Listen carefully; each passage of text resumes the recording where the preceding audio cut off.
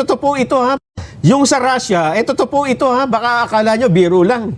Na ang Russia po, meron isang korte doon sa Moscow, yung chief prosecutor ng ICC, si Karim Khan at 8 iba pang ICC official, ay ipinapa-aresto po, ipinapakulong Yan. Oh. ng Russian court.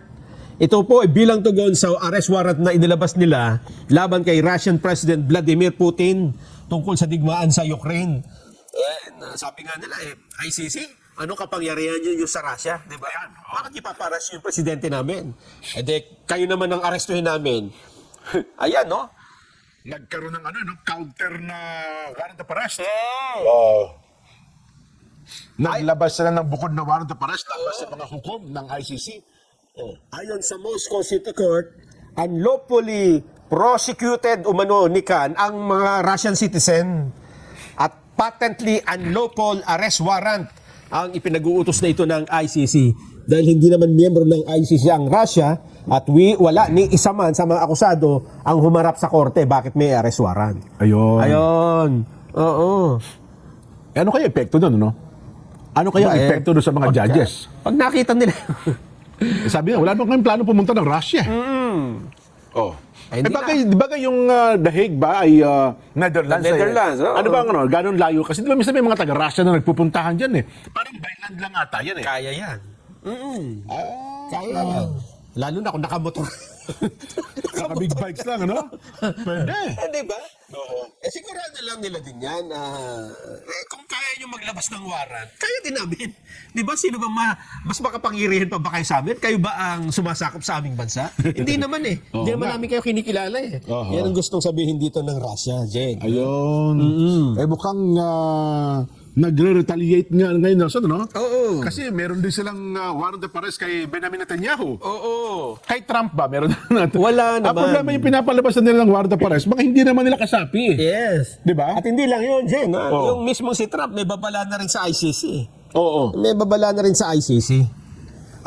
Ang nung nakaraan, ang ginawa niya, pinatigil niya ata yung mga aid. Kung meron mga foreign aid galing sa Amerika, na pinapadala dyan sa ICC na yan. Halimbawa, may isang negosyo na nakita niyang nagpapadala ng tulong sa ICC. Yung negosyo na yun, ang Winawarningan niya. wawarningan niya. Huwag na kayo magpadala. At ngayon may dagdag pang sanctions na pinaplano si Donald Trump. Ayun. Kung hindi nila ititigil, yung pagpapa-aresto dun sa mga kaalyado niya. Kaalyado, yung Israel, tsaka nga yung Russia. Ayun. Masama, hindi naman nila kaalyado ang Russia, pero gano'n na lumalabas eh. Totoo. Diba? Tsaka mga kaibigan ni Digong yan eh. My friend Putin at tsaka my friend Donald Trump. Diba? Delikado sila dyan. Kung anong magiging tugon dito ng ICC dyan. Lalo na't yun nga, nakakulong doon ngayon ang dating Pangulong Duterte. Paano kung makipag-ugnayan din kayo sa Interpol yung Russian police, ano? Ipina-arresto din sa Dahig, halimbawa. May sarili silang grupo dyan eh. Hindi, kasi dito sa atin, di ba, nakisabi nila, ikipag-coordinate lang sila sa Interpol. Oo. Di ba? Nahuli, si Digong. Oo. Hindi, yung Russia dyan, kung gusto ko lang dalhin, kahit sa... Nakita mo di ba yung Interpol na nag-escort kay Digong hanggang sa Dahig? Oo. Ngayon na LTO chief na. Gano'n ba? Nabigyan ng reward yun eh. Gano'n ba? Di ba? Yun eh, si Marcos Lacanilaw yun eh. Gano'n ba?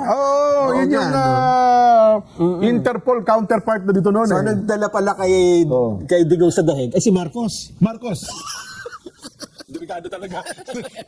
Marcos talaga. Hindi tangin Lacanilaw ang apelyido. Lacanilaw. Ayun. Kaya pala. Umarap sa Senado yan. Nandun na gusto yan. Pero ganun po ang